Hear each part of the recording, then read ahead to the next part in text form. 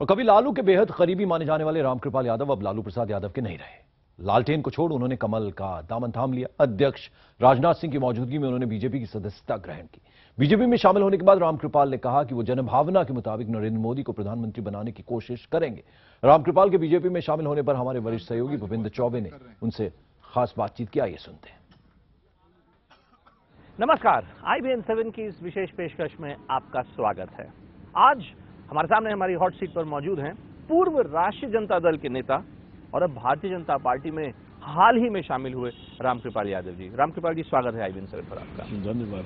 ये बताइए रामकृपाल जी कि यदि लालू जी अपनी पुत्री मोह में अंधे न हो गए होते तो क्या वाकई अब भारतीय जनता पार्टी, जिसका बिल्ला लगा है, आप घूम रहे हैं, क्या वाकई आप ज्वाइन करते बीजेपी को? देखिए, राष्ट्रीय जनता दल और जनता दल, लोक दल का मैं कार्यकर्ता रहा हूँ लगातार, और लगभग 35-36 वर्षों तक पूरी निष्ठा के साथ एक कार्यकर्ता के रूप में काम किया हूँ, पार्टी के नेतृत्व को मजबूत करने के लिए और पार्टी को मजबूत करने के लिए। पार्टी ने भी बहुत मुझे सम्मान दिया। हम सम्मान व्यक्त करते हैं अपने पार्टी का, कार्यकर्ताओं का, नेता का, लालू जी का खास तौर पे। तो एक साधारण से एक आदमी को, जिसके पिताजी कुट्टी और दूध बेचा करते थे, उस बच्चे को निकाल करके यहाँ तक पहुँचाया, उसमें बहुत बड़ी योगदान जो मेरी पहचान बनी है, मैं भूल नहीं सकता। इसमें लालू जी और पार्टी का बहुत बड़ा कंट्रीब्यूशन है। मगर जिस दिनों हमें ऐसा लगा कि धीरे धीरे कार्यकर्ताओं की उपेक्षा हो रही है, न सिर्फ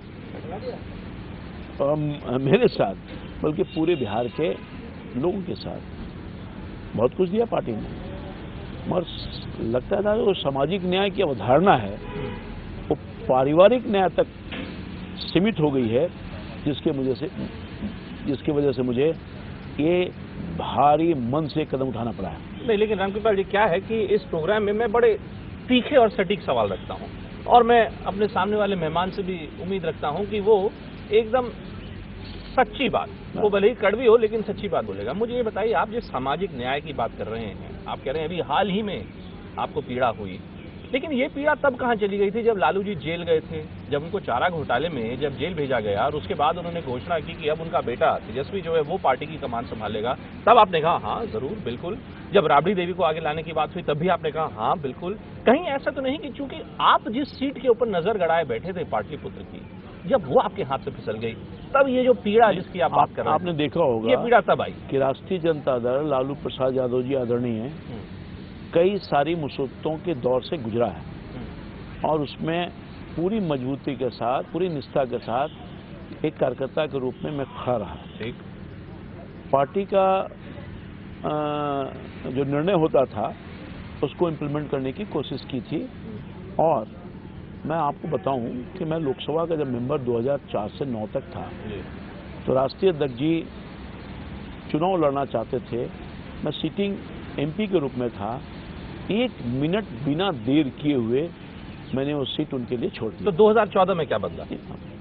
मैं बताता हूं कि देखिए, जो मैं चूंकि काउंसलर रहा हूं, डिप्टी में रहा हूं, नीचे से हमारे, तो आप चुनाव लड़ना चाहते थे? एक मिनट सीधी बात कहते हैं ना कि आप चुनाव 2014 में पाटलिपुत्र से लड़ना चाहते थे, भरोसा दिया था लालू जी। मेरी बात सुन लीजिए। लालू प्रसाद यादव जी ये आशा हम रखते थे कि वो हमें नहीं तो किसी कार्यकर्ता को वो लड़ाएंगे चुनाव। हम लोग जनता के बीच के आदमी हैं। उन्होंने आपको भरोसा दिया था, वायदा किया था आपसे कि आपको टिकट देंगे इस बार? नहीं, ऐसा कुछ नहीं कहा, वायदा नहीं किया था। नहीं, कोई वादा नहीं किया था, लेकिन आपकी उम्मीद थी, वो नेता हैं आपके, तो जाहिर तौर पे आपकी उम्मीद स्वाभाविक है, क्योंकि उसी क्षेत्र से मैं चुनाव लड़ता रहा हूँ, काम करता रहा हूँ।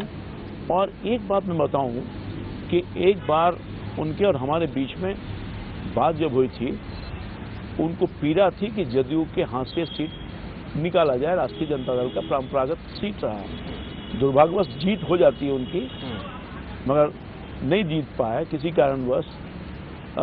मगर मैं समझता हूं कि ये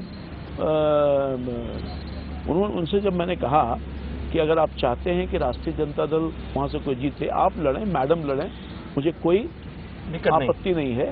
बट परिस्थिति अनुकूल वो नहीं लड़ पाए, मैडम नहीं लड़ पाई, तो मेरी उम्मीद थी कि वो देते, मगर उन्होंने उस वक्त भी कोई रिएक्शन नहीं दिया था